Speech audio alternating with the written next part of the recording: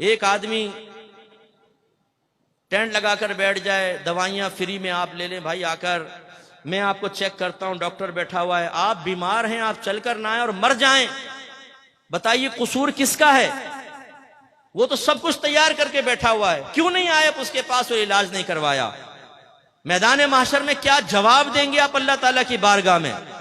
ये कहेंगे अल्लाह ताला वक्त ही नहीं था, बीवी के लिए वक्त था, बच्चों के लिए वक्त था, कारोबार के लिए था, पीएसएल के मैच देखने के लिए था, चरसी मवाली शराबी लड़कियों का पीछा करने वाले दोस्तों के पास 4-4 घंटे बैठने के लिए वक्त मौजूद था, ताशी गड्डियां संभालने के लिए वक्त मौजूद था, शर्तें लगाने के लिए वक्त मौजूद था, फेसबुक के लिए था, व्हाट्सएप के लिए था, यूट्यूब पे क्लिप्स देखने के लिए वक्त मौजूद था, वैसे ही लेटने के लिए वक्त मौजूद था, पिकनिक पॉइंट पे जाने के लिए वक्त मौजूद था, लेकिन दीन सीखने के लिए वक्त मौजूद नहीं था। उसकी वजह से ये गलती भी हुई, ये गलती भी हुई, ये गलती भी हुई। अगर आपने नात खानों की तसल्लियों से ये नतीजा खस कर लिया है कि जो मर्जी करते चले जाओ, हम रसूलुल्लाह के, जन्नत रसूलुल्लाह की, मैदान माशर में पहुंचेंगे, फरिश्ते कहेंगे कौन है भाई? सुन्नी है? जी जी सुन्नी हो, बस आ जा, जो कुछ किया कोई बात नहीं, तुमने चर्स पी, जिना किया, कुछ भी, सुन्नी है ना, सीधे जन्नत में चला जा, जन्नत तो तुम्हारा इंतजार कर रही है। अगर ये ख्वाब आपको दिखाए गए हैं तो खुदारा मुफ्ती मुनीबर रवान साहब के इस कौल पर अमल कर ले।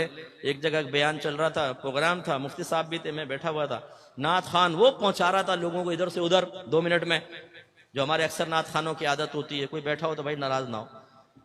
वो पहुंचे हुए ऊपर मुफ्ती साहब का बयान शुरू, आपने फरमाया कि भाई आप लोग पहुंचे हुए थे 7वें आसमान पर, तो बराए मेहरबानी मेरा बयान सुनने के लिए जरा जमीन पर तशरीफ लिया। तो हमारे सुन्नियों का ये मामला है, हमारे लड़के चर्स पिए, मवाली हों, नमाज पढ़े ना पढ़ें, पूरी रात नातिया महफिल में बैठे, फजर का वक्त आए तो घर में चले जाएं, जमात छोड़ दें, नमाज फर्ज तर्क कर दें, जमात वाजिब नमाज फर्ज, वो फिक्र नहीं है, पूरी रात नात खानी में बैठे और यकीन क्या दिलाया जाए, तुम सरकार की मोहब्बत में आए हो। जो सरकार की मोहब्बत में आता है सरकार उसे प्यार से देखते हैं, और जिसे सरकार प्यार से देखें क्या वो जहन्नम में जाएगा? सामने कहते हैं नहीं नहीं, तो बस हमने तुम्हें जन्नत तक पहुंचा दिया शॉर्टकट के जरिए। ये खामखा तालीम हासिल कर रहे हैं, ये नमाज पढ़ रहे हैं, ये रोजा रख रहे हैं, ये गुनाह से बच रहे हैं, ये बेचारों को तो पता नहीं। नात खान के पास एक अजीम शॉर्टकट, 1 मिनट में आपको सीधा जन्नत का रास्ता दिखाकर, फरिश्ते भी कहेंगे कहां गया वो? नात खान के दामन में वो छुपकर सीधा जन्नतुल फिरदौस के आला मकाम पर वहां बैठ के हूरों के साथ चाय पी रहा है 2 मिनट में। भाई इस ख्वाब की दुनिया से बाहर निकल आए। आप और मुझसे बड़े सहाबाए किराम आशिक रसूल थे, उनकी कोई एक मिसाल ऐसी बताएं कि उन्होंने नबी करीम के फरमान सुनने के बाद एक कान से सुना, दूसरे कान से निकाला, और उन्होंने ये अर्ज किया हो माज़अल्लाह कि आपका बनाया हुआ मायार ठीक है, ये आप अपने पास रखें, लेकिन हम ये कहते हैं कि आपकी मोहब्बत हमें जन्नत तक पहुंचाएगी, लिहाजा इन तकल्लुफात की जरूरत नहीं, हम वैसे जन्नत में पहुंच जाएंगे। है कोई साहबी ऐसा? नहीं। वो इश्क में कामिल व अकमल थे, तो किस वजह से थे कि उन्होंने नबी करीम की इताअत की। आज हमारे सुन्नी नारा लगाते हैं गुलामी रसूल में मौत भी कबूल है, जो हो ना इश्क मुस्तफा तो जिंदगी फजूल है। फिर एक दूसरे को देखते हैं कैसा लगा नारा, दूसरा कहता है वाह क्या नारा लगाया तूने यार, ब्लड सर्कुलेशन तेज हो गई। अच्छा भाई कर ले तेज। अब ये नारा भी लगा कि गुलामी रसूल में दाढ़ी भी कबूल है, क्योंकि सरकार ने फरमाया दाढ़ियां बढ़ाओ, मुझे छोटी करो और यहूदियों की सूरत मत बनो। ये नारा लगा गुलामी रसूल में बाकायदा इल्म दीन सीखना भी कबूल है, कि आपके नबी ने फरमाया तलबुल इल्मी फरीदतुन अला कुल्ली मुस्लिम, इल्म का हासिल करना हर आकिल बालिग मुसलमान मर्द और औरत पर फर्ज है। अपने घर वालों को नेकी का हुक्म दें, बुराई से रोकें, क्योंकि अल्लाह ने फरमाया वअमुर अहलका बिस्सलाति वस्तबिर अलैहा ला नसअलुका रिज़्क़न नहनु नरज़ुकुक। अपने घर वालों को नमाज का हुक्म दे और खुद भी उस पर साबित कदम रहे। हम तुमसे रिज्क का सवाल नहीं करते, रिज्क तो हम तुम्हें अता फरमाएंगे। या अय्युहल्लज़ीना आमनू क़ू अनफुसकुम व अहलिकुम नारा वक़ूदुहा अन्नासु वल हिजारा, वो मैंने आयत पहले भी आपको सुना। तो करें अपने घर वालों की इस्लाह। बीवी पड़ी फजर में खर्राटे ले रही है, शर्म हया नहीं है कि बीवी को उठाओ। जवान बेटा पड़ा सो रहा है, ये नहीं कि लात मार के उठाए कमबख्त उठ। हाँ, अगर गवर्नमेंट ऑफ पाकिस्तान ये ऐलान कर दे जो फजर की नमाज बाजमात अदा करेगा उसको 5000 रुपए मिलेंगे, यही अब्बा होगा, यही थका हारा बेटा, यही जुल्फों की असीर बनाने वाली लैला, फिर इस मजनून को, इस अब्बा को देखें आप, लात मार के ना उठाए बेटे को, कमबख्त उठ, 5,000 का मामला है, 5 तेरे 5 मेरे 5 छोटे बेटे के 15,000 रुपए रोज, एक नमाज के, फिर 5 नमाज, फिर महीने की कैलकुलेशन करके अब्बा क्या लो अपने तो वारे न्यारे हो गए। तो आपकी बात नहीं कर रहा हूं, ये दुनियादार किस्म के लोगों की बात कर रहा हूं। लेकिन सोचिए कि हम क्या कर रहे हैं। इसी तरह ये नारा लगाएं कि गुलाम ये रसूल में हर गुनाह छोड़ना भी कबूल है, क्योंकि मेरी वालिदा सैयदा आयशा सिद्दीक़ा रज़ी अल्लाह तआला अन्हा कहती हैं कि नबी करीम सल्लल्लाहु अलैहि वसल्लम अपने जात की खातिर कभी किसी से इंतकाम नहीं लेते थे, लेकिन जब कोई अगर अल्लाह की नाफरमानी करता तो सरकार उससे इंतकाम लेते थे। इंतकाम का मतलब उस पर सजा जारी करते थे, इजहार नाराजगी फरमाते थे। अगर आप ये समझते हैं कि नात खानी में बैठने के बाद मैं नमाज कज़ा करूं, मैं लड़कीबाजी करूं, मैं सेक्स चैट करूं, मैं पोर्न वेबसाइट के विजिट करूं, मैं गंदी हरकतों में मुलव्वस रहूं और सरकार मुझे मोहब्बत भरी निगाहों से देखे, तो ये आपकी खाम ख्याली है। नाफरमानी और मोहब्बत रसूल जमा हो सकती है, इसका इनकार नहीं है। शेख अब्दुल मुहद्दिस देहलवी रहमतुल्लाह अलैह फरमाते हैं कि नाफरमान अपने दिल में मोहब्बत रसूल रखे, ये मुमकिन है, लेकिन फरमाया वो मोहब्बत रसूल में नाकिस है।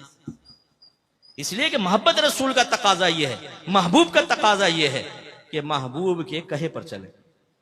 लोग तो अपने महबूब के लिए उस्तादों को छोड़ देते हैं, लोग तो अपने महबूब के लिए एकेडमियों को छोड़ देते हैं, लोग तो अपने महबूब के लिए उस्तादों से बदतमीजी के लिए तैयार हो जाते हैं।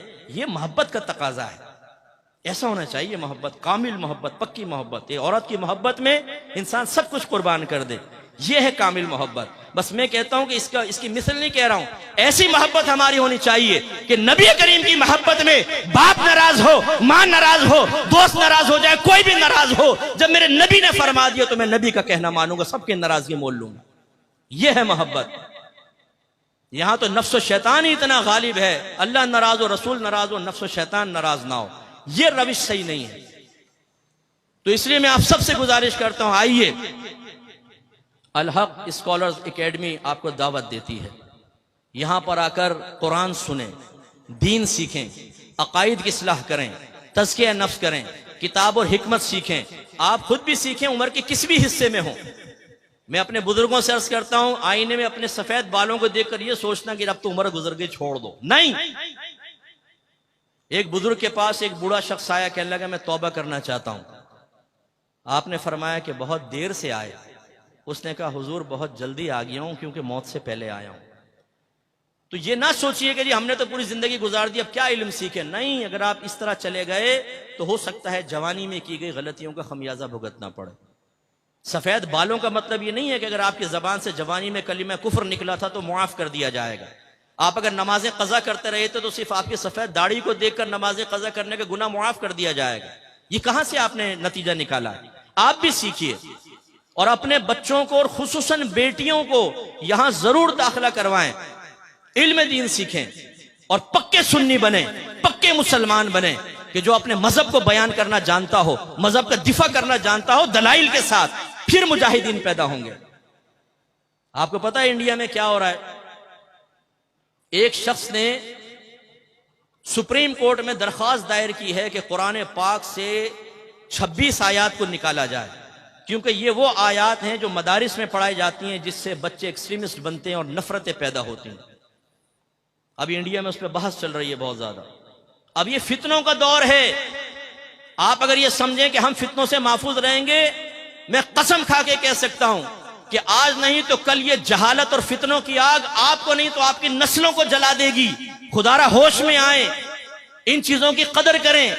ये भी जवान है, देखें ये सब जवान है, इनकी दाढ़ियां देखें, बिल्कुल जवान लड़के। इन्होंने अपनी जवानी को फना किया है, दीन की खिदमत में लगे हुए हैं।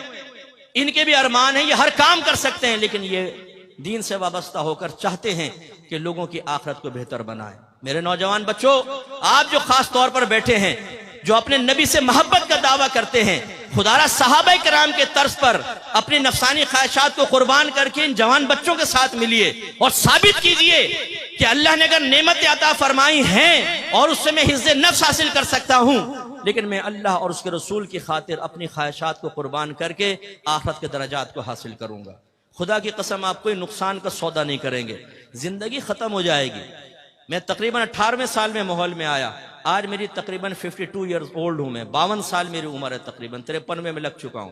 ये वक्त कैसे गुजर गया पता नहीं, कुछ अरसे बाद में मर जाऊंगा, मेरी जगह कोई और यहां बयान कर रहा होगा। लेकिन जो मैंने वक्त गुजार लिया, क्या इसमें मुझे कुछ नुकसान हुआ है? नहीं, मुझे अल्लाह की रहमत से उम्मीद है, फकत उसकी रहमत पे भरोसा है कि आखिरत में उसका इनाम मिलेगा। लेकिन अगर आप में कोई ऐसा बेअमल बैठा है जो 50 साल का है और उसने जिंदगी जाया कर दी, आपने क्या कमाया ये बताइए? जो आपने गुनाहों से मजे हासिल किए, जो पैसे के जरिए मजे हासिल किए, उसकी लज्जत कहां है? मुझे बताइए वो लज्जत कहां है? वो लज्जत लम्हे भर की थी, खत्म हो गई, लेकिन आपने अपनी आखिरत को दांव पे लगा दिया। आप अगर अभी मर जाते हैं, आपको आपके आमाल का क्या बदला मिलेगा? ये वो एक सोच और फिक्र है जो इंसान को लर्जा देती है। मौत कहकर नहीं आएगी कि हुजूर मैं आ रही हूं। ये अल्लाह के मखसूस बंदे थे जिनको अल्लाह ताला ने ऐसा शरफ अता फरमाया कि मलकुल मौत ने इजाजत तलब की है। हमारी मौत तो अचानक आएगी। बहुत से ऐसे लोग हैं जो तौबा भी नहीं कर पाते अचानक। तो आप और मैं अपने अपने आमाल पर गौर करें कि अभी जो हम कर रहे हैं, जो सोचते हैं, जो देखते हैं, जो सुनते हैं, जो बोलते हैं, जो छूते हैं, जिसमें अपना सितर इस्तेमाल कर रहे हैं, जिन मजालिस में बैठ रहे हैं, जिस तरह पैसा कमा रहे हैं, जिस तरह खर्च कर रहे हैं, जिन लोगों की सोबतें इख्तियार की हुई हैं, जो गलत काम कर रहे हैं, अगर अचानक मौत आ जाए और तौबा का मौका ना मिले, क्या होगा कब्र में? इसलिए तशरीफ लाइए।